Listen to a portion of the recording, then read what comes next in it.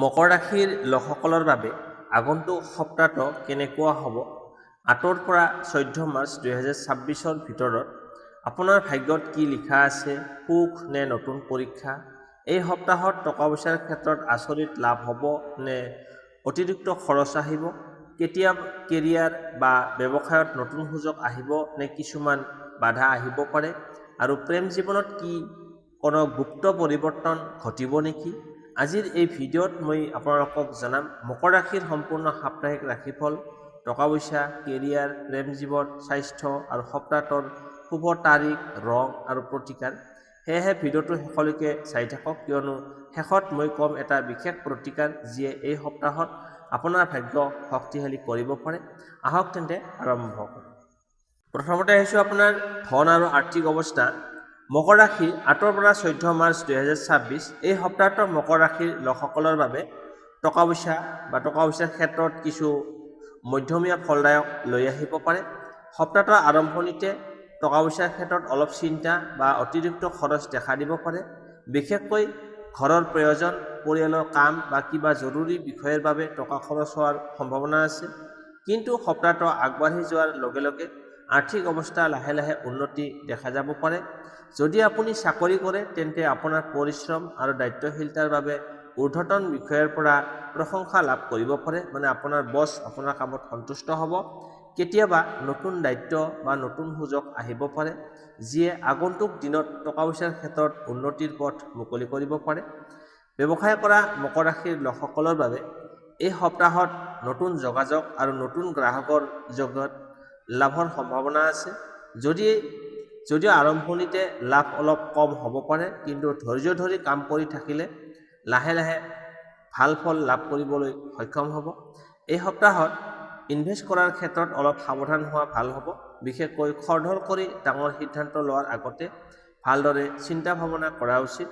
কোনো বন্ধুৰ পৰামৰ্শ বা অচিনাকি লোকৰ কথা শুনি টকা ইনভেষ্ট নকৰাটোৱে ভাল হ'ব। আৰু এটা গুৰুত্বপূৰ্ণ কথা, এই সপ্তাহত আপুনি আগতে ক'ৰবাত ৰৈ থকা বা ফাঁচি থকা টকা ঘূৰাই পোৱাৰ সম্ভাৱনা আছে।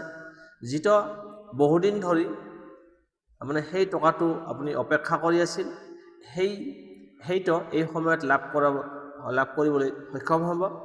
থুলমূলকৈ মকৰ ৰাশিৰ বাবে এই সপ্তাহটো টকা পইচাৰ ক্ষেত্ৰত সম্পূৰ্ণ বেয়া নহয়। অলপ সাৱধানতা আৰু বুদ্ধিমত্তাৰে কাম কৰিলে টকা পইচাৰ ক্ষেত্ৰত স্থিৰতা বজাই ৰাখিব পাৰিব আৰু আগন্তুক সময়ৰ বাবে ভাল সুযোগ লাভ কৰিবলৈ সক্ষম হ'ব। এতিয়া আহিছোঁ কেৰিয়াৰ। মকৰ ৰাশি কেৰিয়াৰ ৰাশিফল 8ৰ পৰা 14 মাৰ্চ এই সপ্তাহটো মকৰ ৰাশিৰ লোকসকলৰ বাবে কেৰিয়াৰৰ ক্ষেত্ৰত যথেষ্ট গুৰুত্বপূৰ্ণ হ'ব পাৰে। বিশেষকৈ যিসকল লোক চাকৰি বা ব্যৱসায়ৰ সৈতে জড়িত হৈ আছে, তেওঁলোকৰ বাবে নতুন সুযোগ আৰু নতুন দায়িত্ব আহিব পাৰে। সপ্তাহৰ আৰম্ভণিতে কামৰ প্ৰেছাৰ অলপ বেছি অনুভৱ হ'ব পাৰে, কিন্তু এই প্ৰেছাৰৰ মাজতেই আপোনাৰ প্ৰতিভা আৰু দক্ষতা প্ৰকাশ পাব। চাকৰি কৰা মকৰ ৰাশিৰ লোকসকলৰ বাবে এই সময়ত ঊৰ্ধ্বতন বিষয়াৰ সৈতে আপোনাৰ সম্পৰ্ক বজাই ৰখাটো অতি গুৰুত্বপূৰ্ণ হ'ব। আপোনাৰ পৰিশ্ৰম আৰু নিয়মানুৱৰ্তিতাই এই সপ্তাহত আপোনাৰ বিশেষ সন্মান আৰু প্ৰশংসা দিব পাৰে। কিছুমান লোকৰ ক্ষেত্ৰত নতুন প্ৰজেক্ট বা নতুন দায়িত্ব লাভ কৰাৰ সম্ভাৱনা দেখা যায়। যিসকল লোকে বহুদিন ধৰি প্ৰমোচন বা চাকৰি পৰিৱৰ্তনৰ কথা ভাবি আছে, তেওঁলোকৰ বাবে এই সপ্তাহত কোনো ভাল খবৰ আহিব পাৰে। যদিও সকলো কাম তৎক্ষণাত সফল নহ'ব পাৰে, তথাপি আপোনাৰ চেষ্টা আৰু ধৈৰ্যই আগন্তুক দিনত ভাল ফল দিবলৈ সক্ষম হ'ব। ব্যৱসায় কৰা মকৰ ৰাশিৰ লোকসকলৰ ক্ষেত্ৰত এই সপ্তাহটো যথেষ্ট সম্ভাৱনাময়। নতুন গ্ৰাহক, নতুন যোগাযোগ আৰু নতুন সুযোগৰ দ্বাৰা ব্যৱসায়ত অলপ উন্নতি দেখা দিব পাৰে। বিশেষকৈ যিসকল লোকে বাণিজ্য, বিক্ৰী বা যোগাযোগৰ ক্ষেত্ৰৰ লগত কাম কৰি আছে, তেওঁলোকৰ বাবে এই সময়টো অধিক লাভজনক হ'ব পাৰে। কিন্তু এটা কথা মনত ৰখা ভাল হ'ব, এই সপ্তাহত সহকৰ্মী বা অংশীদাৰৰ সৈতে অলপ ভুল বুজাবুজি হোৱাৰ সম্ভাৱনা আছে। সেইবাবে ধৈৰ্য ধৰি আৰু বুদ্ধিমত্তাৰে কথা পাতিলে বহু সমস্যাৰ পৰা বাচি থাকিব পাৰিব। মকৰ ৰাশিৰ বাবে এই সপ্তাহটো কেৰিয়াৰৰ ক্ষেত্ৰত পৰিশ্ৰম আৰু সুযোগ দুয়োটাই লৈ আহিব। যদি আপুনি নিজৰ লক্ষ্যত স্থিৰ থাকে আৰু একাগ্ৰতাৰভাৱে কাম কৰি যায়, তেন্তে এই সপ্তাহত আপোনাৰ আগন্তুক সফলতাৰ বাবে এক শক্তিশালী ভিত্তি তৈয়াৰ কৰিবলৈ সক্ষম হ'ব। এতিয়া আহিছোঁ আপোনাৰ প্ৰেম জীৱন। মকৰ ৰাশি প্ৰেম ৰাশিফল 8 পৰা 14 মাৰ্চ 2026। এই সপ্তাহটো মকৰ ৰাশিৰ লোকসকলৰ প্ৰেম জীৱনৰ ক্ষেত্ৰত কিছু মধ্যমীয়া অনুভূতি লৈ আহিব পাৰে। সপ্তাহৰ আৰম্ভণিতে আপোনাৰ আৰু আপোনাৰ প্ৰিয়জনৰ মাজত অলপ ভুল বুজাবুজি বা মতানৈক্য দেখা দিব পাৰে। সাধাৰণ কথা বা সৰু বিষয়টো কেতিয়াবা ডাঙৰ বিতৰ্কলৈ পৰিণত হ'ব পাৰে, কিন্তু চিন্তা কৰাৰ প্ৰয়োজন নাই, কিয়নো ধৈৰ্য আৰু শান্তিৰে কথা পাতিলে এই সমস্যাবোৰ সহজে সমাধান কৰিব পাৰিব। এই সপ্তাহত মকৰ ৰাশিৰ মানুহৰ বাবে গুৰুত্বপূৰ্ণ কথা হ'ল সম্পৰ্কত বেছি অভিমান বা সন্দেহ নকৰি খোলা মনেৰে কথা পাতক। যিসকল মকৰ ৰাশিৰ লোক অবিবাহিত আৰু নতুন প্ৰেমৰ সন্ধানত আছে, তেওঁলোকৰ বাবে এই সপ্তাহত নতুন কোনো ব্যক্তিৰ সৈতে চিনাকি হোৱাৰ সম্ভাৱনা দেখা যায়। এই চিনাকি লাহে লাহে এটা ভাল বন্ধুত্ব বা প্ৰেমৰ সম্পৰ্কলৈ পৰিণত হ'ব পাৰে। দাম্পত্য জীৱনৰ ক্ষেত্ৰত এই সপ্তাহত অলপ বেছি সময় পৰিয়ালৰ সৈতে কটোৱাটো ভাল হ'ব। স্বামী স্ত্ৰীৰ মাজত যদি আগতে কিছুমান মতভেদ আছিলে, তেন্তে এই সপ্তাহত সেইবোৰ লাহে লাহে কমি যাব পাৰে। একেলগে সময় কটোৱা আৰু পৰস্পৰৰ মাজত কথা মনোযোগেৰে শুনা সম্পৰ্কটো অধিক মজবুত কৰিব। এই সপ্তাহত আপোনাৰ প্ৰিয়জনৰ পৰা কিবা ভাল খবৰ বা আচৰিত চমক পোৱাৰ সম্ভাৱনা আছে। সৰু সৰু আনন্দ মুহূৰ্তই আপোনাৰ সম্পৰ্কত নতুন উষ্ণতা আনিব পাৰে। মকৰ ৰাশিৰ বাবে এই সপ্তাহটো প্ৰেম জীৱনত ধৈৰ্য, বিশ্বাস আৰু বুজাবুজিৰে আগবঢ়াৰ সময়।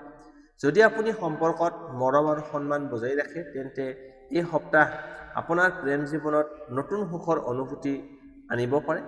এতিয়া আহিছোঁ শুভ তাৰিখ, শুভ ৰং আৰু প্ৰতিকাৰ। মকৰ ৰাশিৰ বন্ধু বান্ধৱীসকল, এতিয়া শুনক এই সপ্তাহটোৰ ভিতৰত আপোনালোকৰ বাবে শুভ ৰং, শুভ তাৰিখ আৰু প্ৰতিকাৰনো কি, যি নেকি পালন কৰিলে আপোনাৰ অকণমান ভালৰ দিশে আগবাঢ়িব।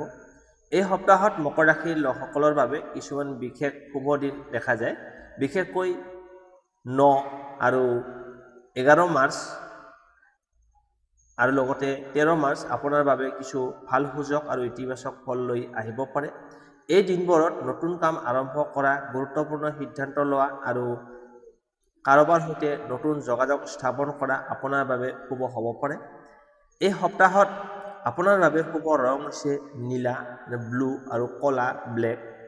এই ৰংবোৰ ব্যৱহাৰ কৰিলে আপোনাৰ আত্মবিশ্বাস বৃদ্ধি পাব পাৰে আৰু মনোযোগ বেছি হ'ব পাৰে। গতিকে আপুনি এই দুটা ৰং ব্যৱহাৰ কৰিব পাৰে, নীলা আৰু ক'লা। এই দুটা ৰং আপুনি ব্যৱহাৰ কৰক। বিশেষকৈ গুৰুত্বপূৰ্ণ কাম বা সাক্ষাৎকাৰৰ সময়ত এই ৰং যদি ব্যৱহাৰ কৰা হয়, তেতিয়াহ'লে ভাল ফলাফল লাভ কৰিবলৈ সক্ষম হ'ব।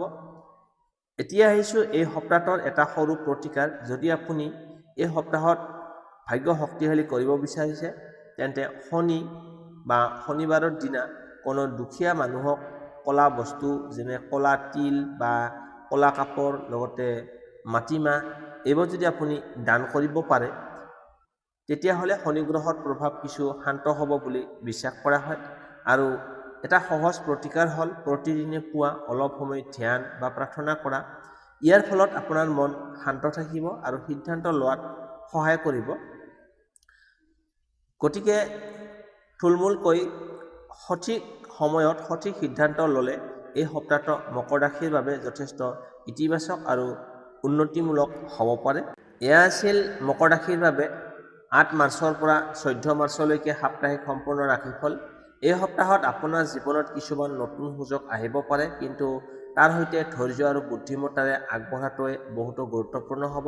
মনত ৰাখিব, সঠিক পৰিশ্ৰম, সঠিক সিদ্ধান্ত আৰু ইতিবাচক চিন্তাধাৰাই আপোনাৰ ভাগ্যক শক্তিশালী কৰিব পাৰে। যদি আপুনি মকৰ ৰাশিৰ হয়, তেন্তে কমেণ্টত জয় মকৰ ৰাশি বুলি লিখি জনাব। মই চাব খোজোঁ মোৰ এই ভিডিঅ'টোত কিমান মকৰ ৰাশিৰ বন্ধু বান্ধৱী আছে। ভিডিঅ'টো ভাল লাগিলে লাইক কৰক, শ্বেয়াৰ কৰক আৰু চেনেলটো ছাবস্ক্ৰাইব কৰি বেল আইকনটো অন কৰি থওক, কিয়নো এই চেনেলত মই আপোনালোকৰ বাবে সাপ্তাহিক আৰু মাহেকীয়া ৰাশিফল দি থাকোঁ, লগতে সঠিক তথ্য কিছুমান পাই থাকিব। ধন্যবাদ ভিডিঅ'টো শেষলৈকে চোৱাৰ বাবে। পুনৰ লগ পাম আগন্তুক এটা নতুন ৰাশিফল ভিডিঅ'ত।